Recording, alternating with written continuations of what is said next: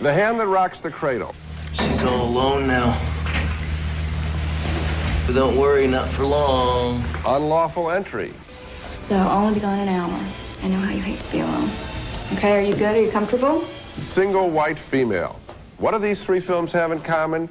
Each is an example of Hollywood's current love affair with hate.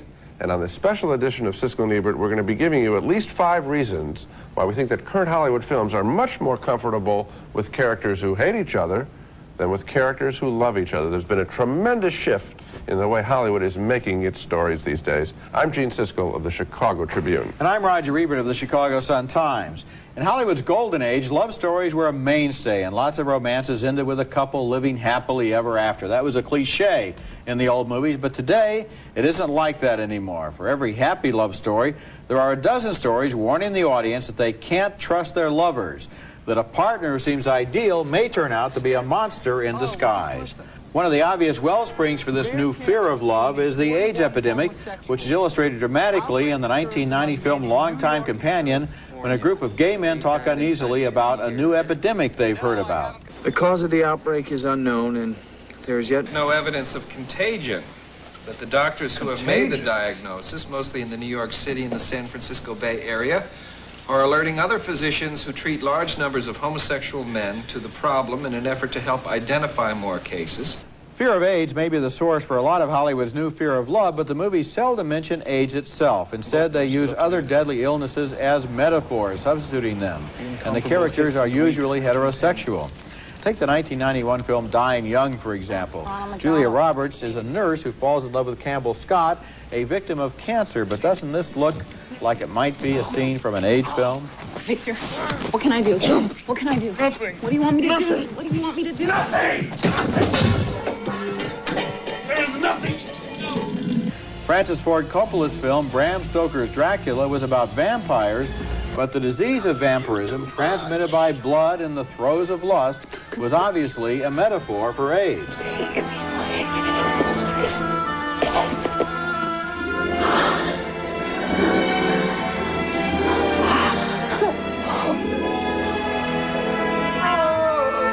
Sometimes the connection between sex and death is made even more bluntly. In 1989's Sea of Love, Al Pacino falls in love with Ellen Barkin, who may or may not be a serial killer stalking her victims through the Lonely Hearts ads. Where's your bathroom? Where's my bag? There was a similar danger in Madonna's recent movie, Body of Evidence. Lawyer Willem Dafoe was seduced by his sexy client, but does she really use sex as a deadly weapon? You need to hear about every man I ever had sex with. No, just the ones with bad hearts who put you in their wills. Well, the message there is easy to read. While the old movies celebrated taking a chance on love, the new ones warn that love could be fatal. And sometimes there's a reckless undercurrent to the danger of love. Pacino in Sea of Love, Dafoe in Body of Evidence, and the victims in Dracula are all turned on by the danger represented by their possibly lethal sex partners. So this is a real death hope in a way that the movies seem to be feeding the audience. Well, I want to get back to the issue of age and how these trends and how a trend show like this comes about. Because I know you like the phrase where I always describe our job as being on the national dream beat. That when movies hit and resonate, as many of these films are that we're going to be talking about, that the writers, the producers are all picking up on stuff in the vapors and all this. And if you think about it, the AIDS epidemic hit the arts community very early on, and the people were aware of it earlier, feeling the effects of it earlier, and have written this story large now, as Yeah. you talk about it. There are other reasons. We're going to get to those during the rest of the show, but clearly this was one of the triggers in what's going on. It certainly is. And, of course, if you turn on television and look at all the actuality shows and all the talk shows, they always have the bad news about love. They always have news about marriages that go wrong, people Right. that kill each other, people who have fights. We'll talk about that later in this program. Coming up next, another explanation of why Hollywood can't love. It's spelled D-I-V-O-R-C-E. You will never get that house. We'll see. My wife is in the country with her parents visiting for the weekend. And you're here with a strange girl being a naughty boy? I don't think having dinner with anybody is a crime. Not yet. That's a pivotal scene, of course, from Fatal Attraction, and every so often in the movie business there's a surprise smash hit that the audiences respond to with such intensity that all the studio chiefs and the writers and producers start thinking, oh, that's what they want, and then they give it to us again and again. Fatal Attraction from 1987 was such a film, and it continues to trigger many imitators, all inspired by, I think, the cascading divorce rate in this country. Here's an essential scene in the film.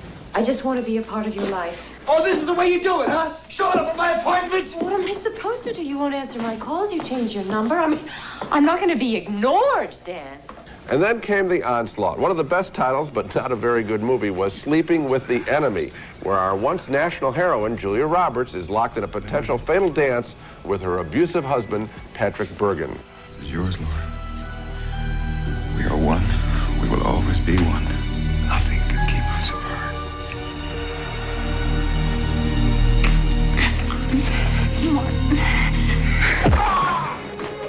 Another bad marriage and another bad film is contained in Consenting Adults, where Kevin Kline is accused of murdering his neighbor's wife after he yields to the guy's sleazy arguments in favor of wife swapping.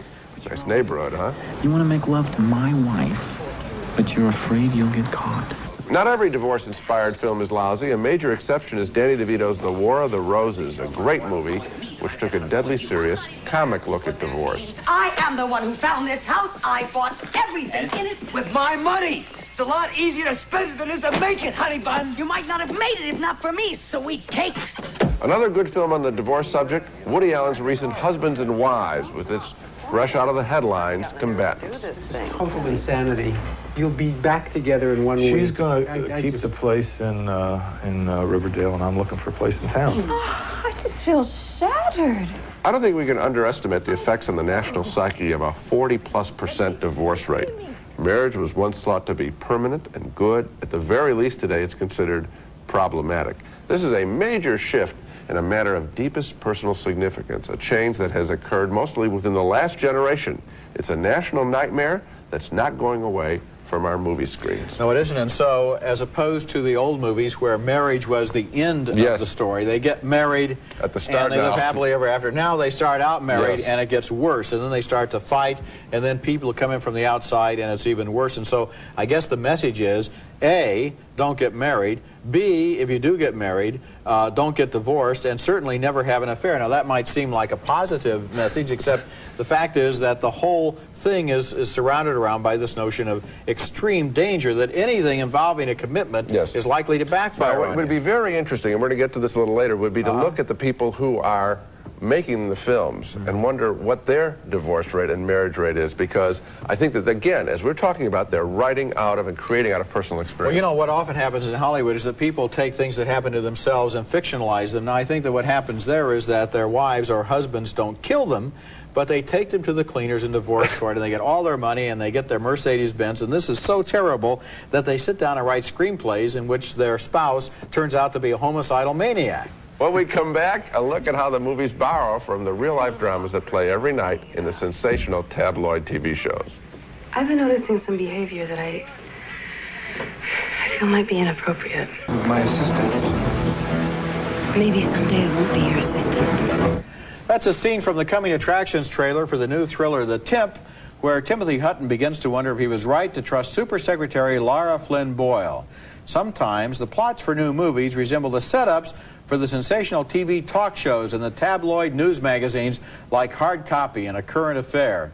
If I use phrases like babysitters who kill and the roommate from hell, you might wonder if I was describing a movie or the panelists on Oprah or Sally or Phil. But those are the concepts of recent thrillers warning that you can't trust anybody, especially the people who seem most trustworthy. One of the big surprise hits of recent years was The Hand That Rocks the Cradle, starring Rebecca De Mornay as a seemingly perfect find, a trustworthy nanny, an American citizen. She loves children and she fits right into a happy family. Unluckily, she also has a dark and dangerous hidden side.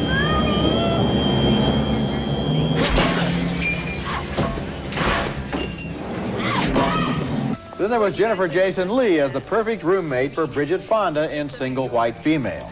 She was neat, she was clean, she paid her rent on time, and she was a homicidal maniac.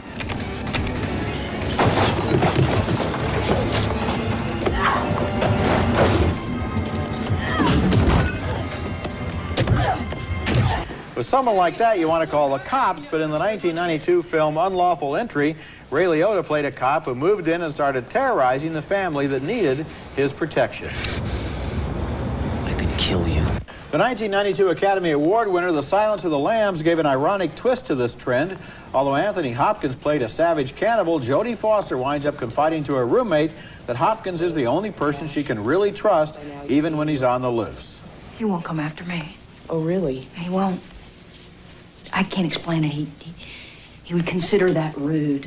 And you know, the strange thing is, from all these thrillers in recent years, it was the Anthony Hopkins character that audiences, for some strange reason, had a real affection for. Well, because he's up front. He is I am a killer, and you know, there I am. At least we know where you stand. Right. The traditional thriller formula in the old days showed the danger always coming from outside, from criminals or psychopaths or escaped convicts or aliens from outer space.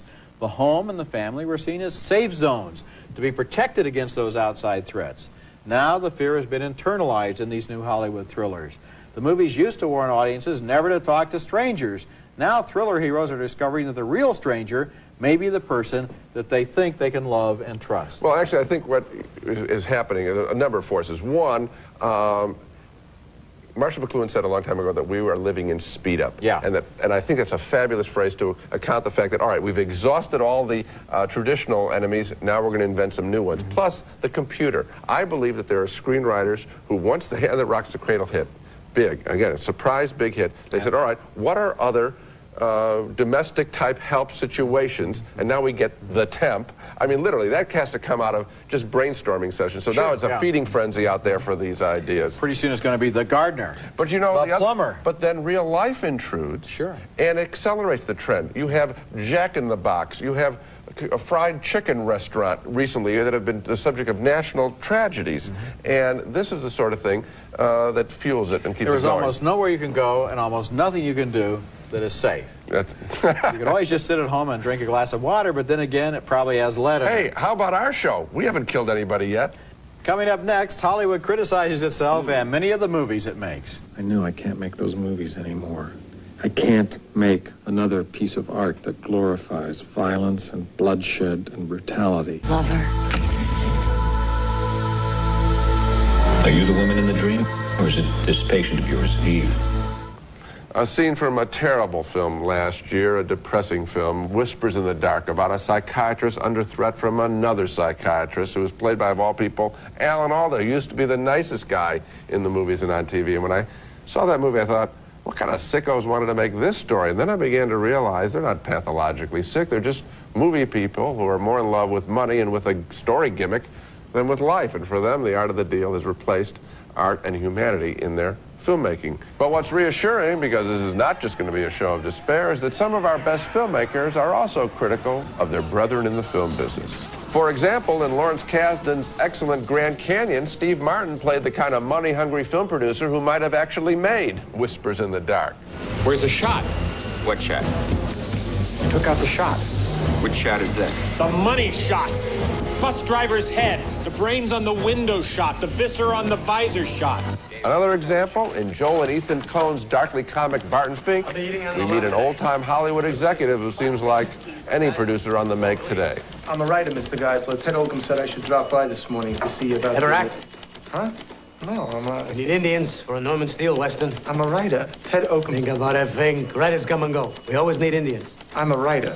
And in one of the very best films of last year, Robert Altman's The Player, we meet a high-ranking studio executive played by Tim Robbins, who actually murders a screenwriter. Cause of death? The studio executive's self-hate because he knows, the writer knows, that Robbins has lost his soul. Great movie, huh? So refreshing to see something like this after all these cop movies and, you know, things we do. Maybe we'll do a remake of this. You'd probably give it a happy ending. No, we keep it pure. I'm sure the people in Hollywood watching this segment of the show are going to be crying unfair.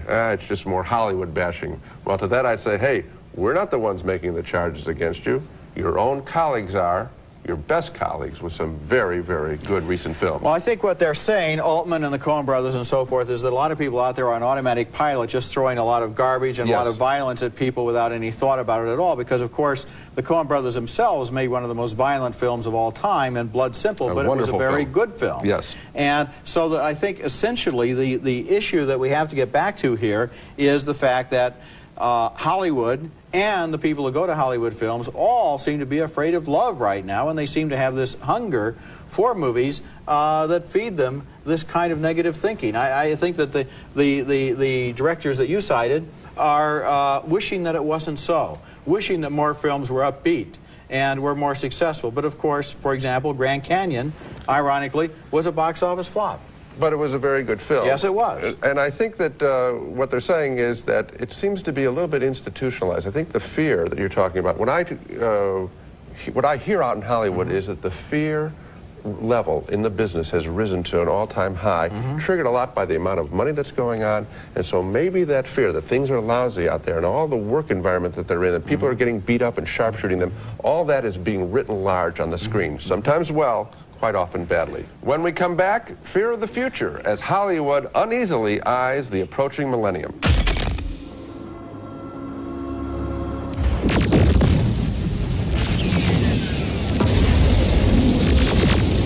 Minds about the future. On the one hand, it held out the promise of utopia, but on the other hand, it was a dreary police state or a nuclear wasteland, or aliens wanted to turn us into slaves or food. Recent movies have lost almost all signs of hope and see the future as a prospect of doom and a source of threat.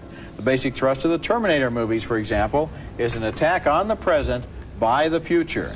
Go.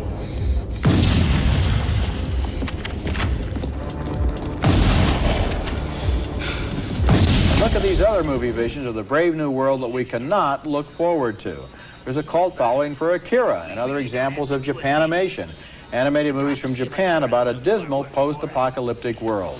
Beware of those who distort providence under the guise of science. Under the guise of development, we find waste after waste.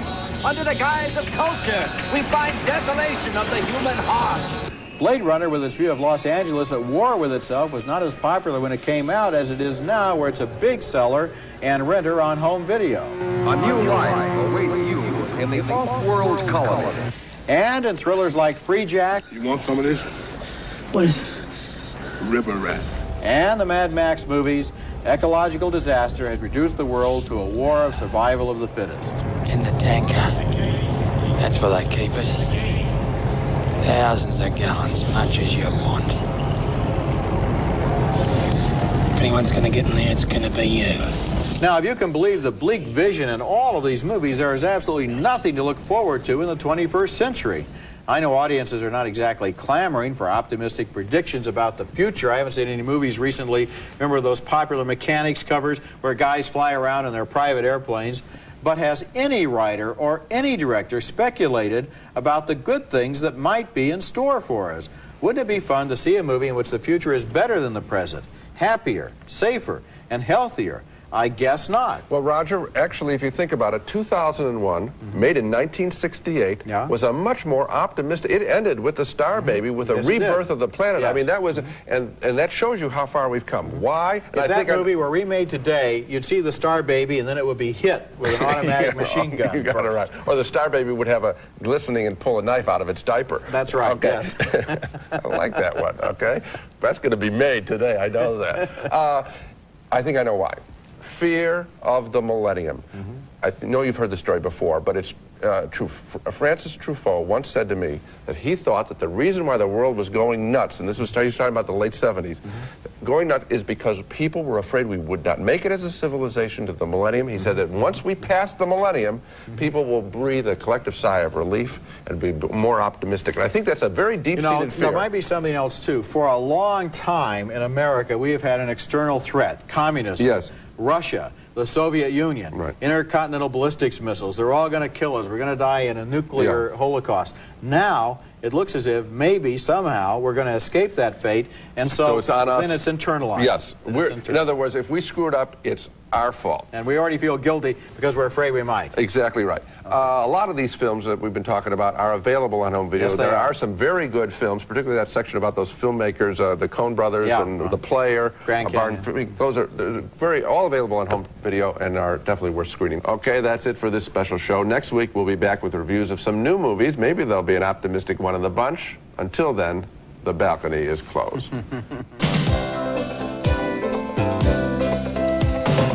Kraft-free peppercorn ranch non-fat dressing. So good it's anything but the same old grind. If it tastes too good to be fat-free, it's Kraft-free. Coracetin for use at the first sign of a cold or flu. It'll relieve all your major symptoms fast and help keep them from getting worse. Coracetin D, the sooner the better. It's America's favorite jelly bean. Jelly Belly, now appearing at theaters and video stores with good taste. Jelly Belly beans, try them, you'll love them. Easy Spirit walking shoes. Walking shoes for those who want to get even further away from it all. Easy Spirit, our difference is our cushioning.